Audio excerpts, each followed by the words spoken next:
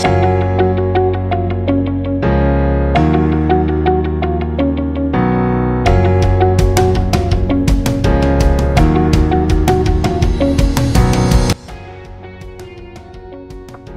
lagi Bapak dan Ibu guru hebat.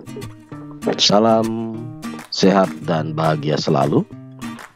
Pada kali ini kita akan coba mengupas sekilas informasi Permendikbudristek RI nomor 21 tahun 2022 tentang standar penilaian pendidikan pada pendidikan anak usia dini, jenjang pendidikan dasar dan jenjang pendidikan menengah. Yang pertama A, pengertian.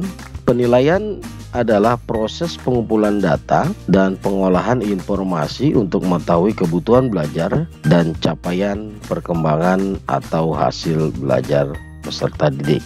Penilaian hasil belajar peserta didik itu dilakukan dengan tujuan penilaian secara pertama berkeadilan. Maksudnya adalah penilaian yang tidak bias oleh latar belakang, identitas ataupun kebutuhan khusus peserta didik. Yang kedua, objektif, dalam arti penilaian didasarkan pada informasi faktual atas pencapaian perkembangan atau hasil belajar peserta didik. Yang ketiga, yang terakhir, edukatif. Artinya hasil penilaian digunakan sebagai umpan balik bagi pendidik, peserta didik, dan orang tua untuk meningkatkan proses pembelajaran dan hasil belajar. Baik, kita akan lanjutkan pada bagian berikutnya tentang C, prosedur penilaian. Pada prosedur penilaian hasil belajar peserta didik ini meliputi yang pertama, perumusan tujuan penilaian. Yang kedua, pengembangan instrumen penilaian. Yang ketiga, pelaksanaan penilaian. Yang keempat, pengolahan hasil penilaian. Dan yang kelima, pelaporan hasil penilaian. Jadi ada 5 unsur prosedur penilaian hasil belajar peserta didik. Perumusan tujuan penilaian ini adalah perumusan tujuan penilaian dimuat dalam perencanaan pembelajaran. Kemudian untuk pengembangan instrumen penilaian itu termuat dalam perencanaan pembelajaran. Kemudian yang ketiga, pelaksanaan penilaian. Pelaksanaan penilaian itu dilakukan sebelum, pada saat, dan atau setelah pembelajaran. Pengolahan hasil penilaian itu adalah pengolahan dengan hasil secara kuantitatif atau kualitatif hasil penilaian berupa angka atau deskripsi. Dan yang kelima, pelaporan hasil penilaian itu adalah pelaporan hasil penilaian dituangkan dalam bentuk laporan kemajuan belajar. Baik, D, bentuk-bentuk penilaian. Apa saja bentuk-bentuk penilaian? Bentuk-bentuk penilaian yang pertama adalah penilaian formatif dan yang kedua penilaian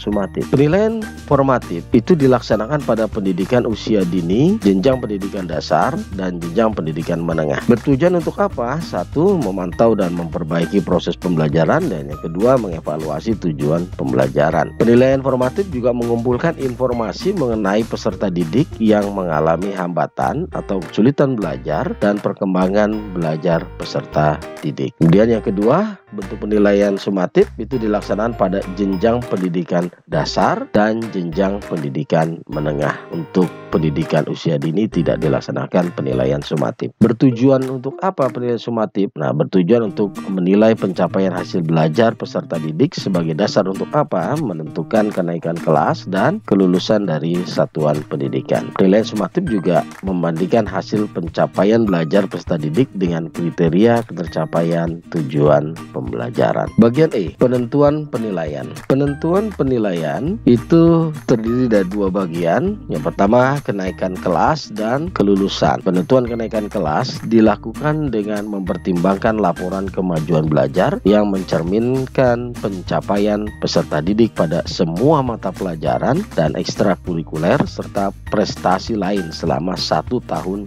ajaran. Kelulusan ini penentuan kelulusan dilakukan dengan mempertimbangkan laporan kemajuan belajar yang mencerminkan pencapaian peserta didik pada semua mata pelajaran dan ekstrakurikuler secara prestasi lain. Setiap tingkatan kelas untuk sekolah menengah pertama atau bentuk lain yang sederajat dan sekolah menengah atas atau bentuk lain yang sederajat. Satuan pendidikan menetapkan mekanisme penentuan kenaikan kelas dan kelulusan dari satuan pendidikan berdasarkan pedoman yang ditetapkan oleh kepala unit utama yang membidangi kurikulum dan asesmen. Baik, bagaimana sekarang mekanisme kelulusan? Baik Bapak dan Ibu guru hebat, panduan pembelajaran dan asesmen halaman 69 sampai dengan 70 terdiri dari konsep, bentuk-bentuk, prosedur, dan kriteria kelulusan. Konsep untuk menilai pencapaian hasil belajar peserta didik sebagai dasar kelulusan dapat berdasarkan penilaian sumatif. Ini konsepnya.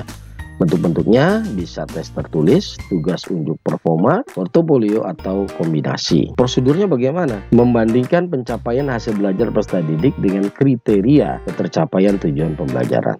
Yang kedua, mempertimbangkan capaian kompetensi lulusan baik sumatif yang dilaksanakan pada semester ganjil dan atau semester genap pada akhir jenjang. Kemudian kriteria kelulusan. Peserta didik dinyatakan lulus dari satuan pendidikan setelah 1. Menyelesaikan seluruh program pembelajaran, dan yang kedua mengikuti penilaian sumatif yang diselenggarakan oleh satuan pendidikan. Jadi ini adalah mekanisme daripada kelulusan sesuai dengan panduan pembelajaran dan asesmen di halaman 69 sampai dengan 70. Baik, terakhir di pasal 13 di Permendikbudristek RI nomor 21 tahun 2022, pada saat peraturan menteri ini berlaku, maka ketentuan mengenai standar penilaian pendidikan yang diatur dalam peraturan Menteri Pendidikan dan Kebudayaan nomor 137 tahun 2014 tentang Standar Nasional Pendidikan Anak Usia Dini, Berita Negara Republik Indonesia tahun 2014 nomor 1668, serta B. Peraturan Menteri Pendidikan dan Kebudayaan nomor 53 tahun 2015 tentang penilaian hasil belajar oleh peserta didik dan satuan pendidikan pada pendidikan dasar dan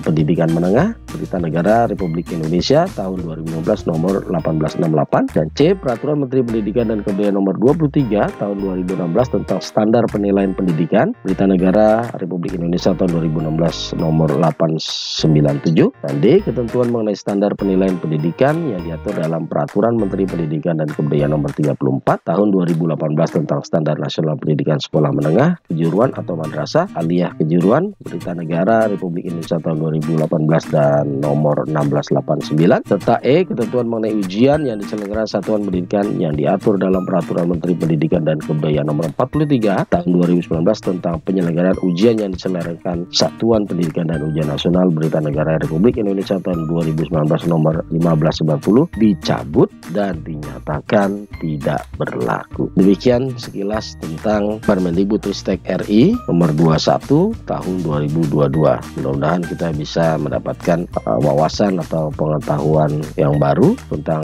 standar penilaian kita yang akan kita laksanakan. Demikian, terima kasih. Salah hilap saya mohon maaf. Saya akhiri. Salam sehat dan selalu bahagia.